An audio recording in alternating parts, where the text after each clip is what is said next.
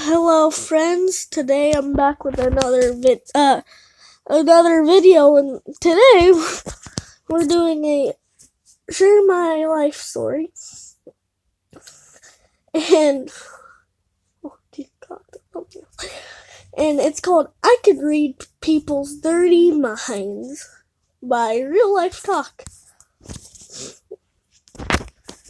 And well, it's different because I'm not doing a learning channel video. Anywho, into the video. This story is going to be a little bit different than most that you've heard. My name is... Yeah, because it is very fake. At least the other ones at least tried to sound real. Melissa, and I can read people's thoughts. I can prove it too. I know what you're thinking right now. I am thinking you're a... Here, watch this magic trick.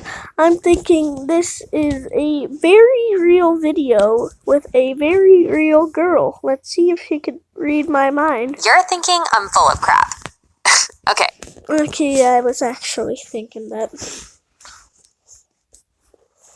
Well, that was an easy one, but for real, it's something I've been able to do for quite a while now. I know it sounds like I'm a total whack job and completely crazy, but it's real, and to be honest, it's kind of ruining my life.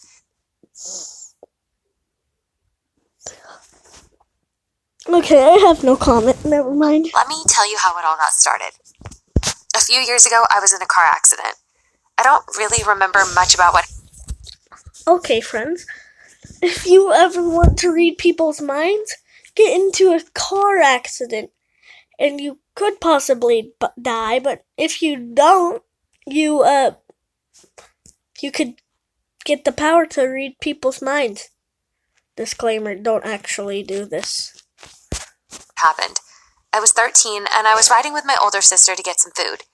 It was raining and she was texting her stupid boyfriend. Needless to say, that was a bad combination. I guess she didn't see the guy in the crosswalk until we were right about to hit him. She happened to look up from her phone at the last second.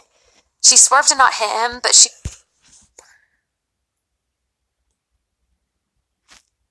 She's just an idiot. That's all I have to say. She lost control of the car because the pavement was wet. We slid off the road and the car ended up flipping like 4 or 5 times, and then we rolled down a steep hill. She broke her arm, and I guess I got it worse than she... She just broke her arm. She's not dead or anything like that. She just broke her arm. She has got to be the luckiest person ever. If this was real. I don't actually remember any of it, just what I've been told about the accident. What I do remember is waking up in the hospital about 2 weeks later. Of course, I had no idea that much time had passed. I had no clue what was going on. I had been in a coma for 2 weeks. I woke up and there was a doctor standing by my bed talking to the nurse. He was telling her that I was lucky to be alive. When I heard the nurse say, "Lucky? This kid's going to be a vegetable for the rest of her life." I sat up and said, "What?" Imagine if you were those doctors and your patient who has been in a coma for 2 years just heard you say that she's gonna be a vegetable for the rest of her life. And so she jumps up and says, "What?" I would be creeped out that she's still alive. And they both jumped like they'd seen a ghost. They started checking my vitals and looking at a bunch of machines, and then they called in more people. Next thing I knew, there were like 20 other people in the room. There was so much going on. It seemed super loud.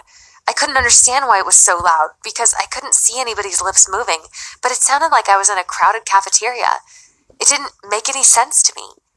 When I told the doctor what was going on, he said that I might have some pressure and swelling in my brain that could be affecting my hearing, and it should get better in a few days.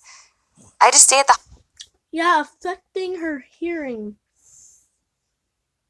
To hear people's minds. What they're thinking. hospital for several more days before they would let me go home. After I was discharged, things started to go back to normal in some ways, but they got weirder in others. Things got quieter for the most part, but I was still hearing things that I shouldn't be hearing. I quickly started to realize that I was hearing people's thoughts. Now, I know you think I'm crazy. And to be honest, I thought I was crazy at first too. We all think that you're crazy. Thought, great, I've got some kind of brain injury now and I'm a total schizo. Just what I needed. I figured out, though, that I wasn't crazy. First, I started hearing my mom's thoughts. She was thinking about how scared she... You just imagine if you had her condition. You can't see it, but I'm doing air quotes. Her condition. And you hear your mom just starts talking about your dad. Imagine if you heard that. That would be. Was after the crash. I could hear the thoughts of everyone in my family. And, I thought that was just some weird family blood relation thing. But then, when I went back to school, the same thing was happening. Yeah, in her family, they all could they could all read each other's minds. Walking down the hall, I could hear what everyone else was thinking when they looked at me. Some of it was nice, some of it was offensive, and I learned that you really do not want to know what goes on in a teenage boy's mind, or most adult men for that matter. There was one guy, oh no, in particular, named Ryan, who caught my attention because he thought about me a lot. It wasn't disgusting teenage guy stuff either. I felt like I got to know him through his thoughts. He was really sweet, and he really liked me. Skip ahead a couple of years, and we're actually dating now and kind of in love. But then... Just stop. Like all of you animation stories, just stop making these videos. This one feels like it's supposed to be fake. Something else popped up. To tell the rest of the story, I need to tell you about my really good friend Maggie. She's been my BFF for like a year and a half, and she's really awesome. She's super cute and down to earth. She doesn't wear makeup, she's got long brown hair and a good body, but she doesn't show it off for attention like other schoolgirls do. So one day, me and my What school do you go to? boyfriend were walking None of the girls at my school show off their body for attention. through the hall when Maggie drops something and bends over to pick it up. Ryan pretends to not be looking at her bending. Okay. How are these people not demonetized? I'm not showing that image again. Over, but he can't hide his thoughts from me, and I hear him think, damn, thank God for yoga pants. He looked... No cussing on my Christian Minecraft server. really surprised when I hit him in the arm. I was mad at first, but then I remembered that that's how men's minds work, and it doesn't mean that he doesn't love me just because he's looking at somebody else.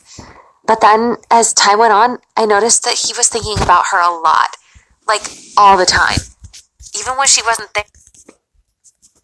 That's when you get a new boyfriend, Chief. He was thinking about her. He was even thinking about her when he was with me. And we were together. Together. I couldn't believe it. My boyfriend was becoming obsessed with my best friend. I got so mad about it that I started to think that maybe I should just leave him and let the two of them be together.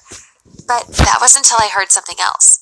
Me and Maggie were walking down the hall one day, and Amber, the popular girl at school that all the guys wanted, was walking in front of us. Maggie was staring straight ahead, and I heard her think, "Damn, Amber, thank God for yoga pants." That's gay. So, well, that was news to me about Maggie. But So now I've been cursed with this ability, or whatever you want to call it. I know that my boyfriend wants my BFF, and my BFF has been hiding from me that she's not straight.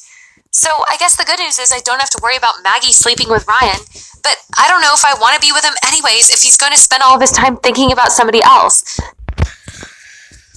Well, friends, that's been enough of that today.